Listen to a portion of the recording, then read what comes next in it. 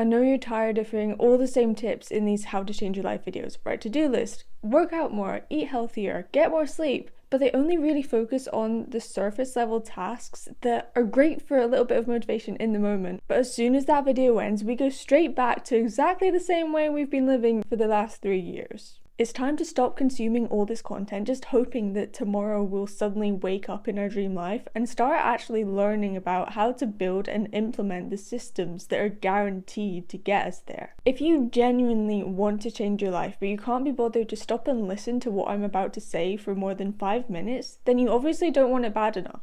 People get so caught up in the fact that they have limits that they barely ever put in the effort required to even get close to them. The thing is, it doesn't even have to be that complicated. There were literally just 3 simple steps that I took to go from being someone who was super self-conscious, burnt out, and neglecting my health, to now being the strongest, healthiest, and most confident version of myself I've ever been. Before we get into them, there's one essential mindset shift that is so important if you're really serious about making a change in your life. You need to embrace stepping out of your comfort zone, because that is where we grow. Before having that mindset shift, I was working myself into the ground without even realizing it.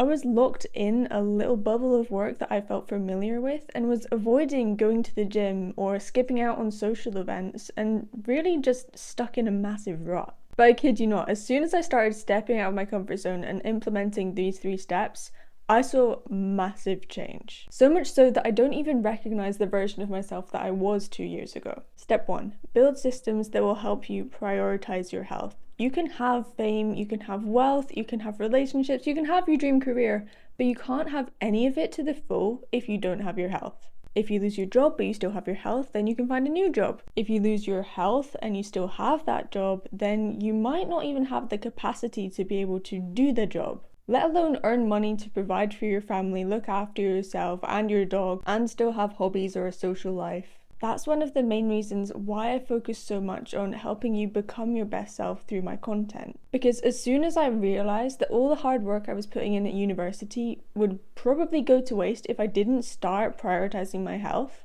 it was like a light went on in my head. So first I wrote down everything I wanted to achieve in terms of my health and fitness. You can do this in any area of your life, but to begin with, it's important that you start with your health to give yourself the biggest opportunity of excelling in those other areas. At that time, I was really skinny and I was suffering from other negative effects on my health because of it, and I knew I wanted to build some muscle. So next I wrote down the daily actions I could take to get closer to those goals every single day. Because progress is progress no matter how small. I don't know about you, but for me, a lot of the time when I focus too much on the big overarching goals, it can be really overwhelming and I can just feel like I don't know how I'm ever going to get there. So focusing on those smaller goals and like breaking things down to daily tasks went such a long way. And when you're writing those daily tasks down, it's important to get super specific. Like super specific. I'm talking, don't just write down, I'm going to work out. Write down what you're going to train that day, when you're going to do it, where you're going to do it. You need to be very specific so that you're giving yourself no chance of skipping out on that. We want to be writing down these daily steps in a way that eliminates any potential barriers from preventing us from doing them. Obviously, sometimes life just gets in the way, but if you're serious about actually committing to making the change, then you're going to do as much as you can in your power to get those things done. And getting really specific and into the details is going to help you so much to stay locked in whenever you're facing other temptations that might come up. But that brings me on to step number 2, which is take one-time actions first. These are things that you'll only have to do once that will set you up for success with the daily tasks you've set for yourself. This could be anything from setting up your space in a way that allows you to focus best, finding and becoming part of a community that's either already where you want to be or is currently working towards getting there, or even investing in a coach to help get you to the next level. It took me a while to realize their importance, but I actually did all 3 of these things. First, with my space, I dedicated certain areas to doing certain tasks. So if you've been to university, you'll know the rooms are tiny. But I made the commitment to myself that I would never work on my bed, I would only do work at my desk, I would only eat in the kitchen, and I'd only sleep in my bed. I mean, there wasn't really much other option for where I could sleep, but you know. Consciously dedicating certain tasks to certain areas and dividing up my space like that meant that I was able to get into certain mindsets for the tasks I was doing. So when I was at my desk, I knew I was supposed to be working, so I found it easier to get into a sort of flow state when I was there. When I was in the kitchen, I knew I was there to get some food in, not spend that time working in the kitchen or being on my phone, just purely getting food. In terms of community, I really didn't realize the massive impact it would have until I started building one. So this was actually a year into me starting my fitness journey.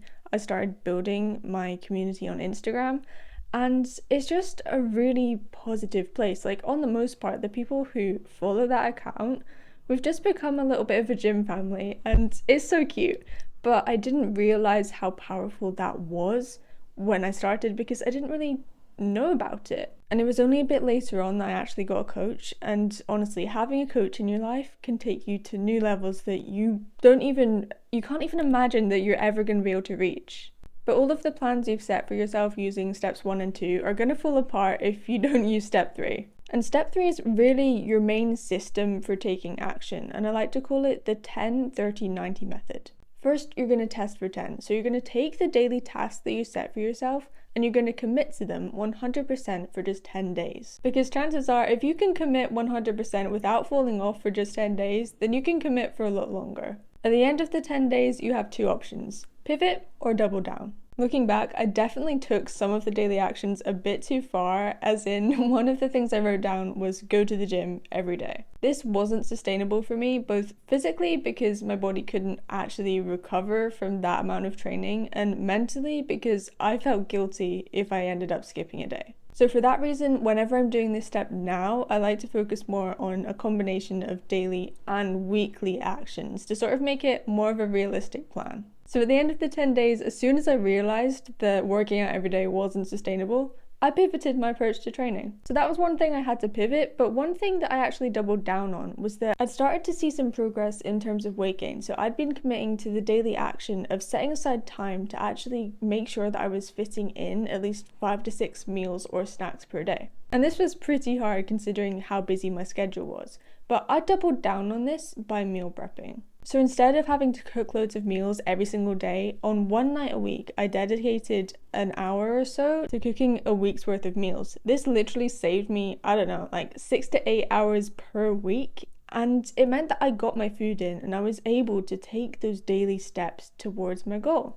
If you decide to pivot, you're going to write down your new daily tasks and go back to the start of the 10 days and retest again. But as soon as you decide to double down, then you're going to commit to 30 days. Committing to 30 is really to see what kind of progress you can make by staying consistent at least 90% of the time. It doesn't have to be 100%. If you miss a day or two here and there, that's completely okay. But the thing about human psychology is that as soon as we start getting results from something, we're automatically motivated to want to do more of that. So think of this 30-day period of really testing the limits to see what results are actually possible if you did stick to this long term. At the end of the 30 days, you can either decide to just drop the daily tasks if you thought it wasn't working for you or you found yourself falling off too often. And if that's the case, then you're probably going to have to go back to step 1 so you can get even more specific and write down your daily actions in a way that's almost impossible for you not to stick to it. But if you manage to actually stay consistent for the 30 days, now you're going to lock in for 90 days. You can easily change your life in 90 days. I know it sounds too simple to be true, but if you literally just take your daily actions and keep repeating them at least 85% of the time for the next 90 days, then I promise you, you will be shocked by how far you've come.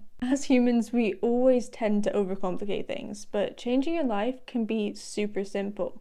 But that doesn't mean that it's going to be easy. You are gonna have to put in the work and actually lock in, but trust me, building those healthy habits in the first place is gonna be the hardest part. I'm posting a video later this week on how to build healthy habits that stick. But I know that the next year of my life's gonna be big, and the next year of your life's gonna be big. But it starts with the next 90 days. I'm Sophie, hope you've enjoyed this episode of Uplifted with Soph, and subscribe and follow the podcast if you're locking in. I honestly appreciate you so much, and trust me, the next chapter of your life is going to be one of the best chapters yet.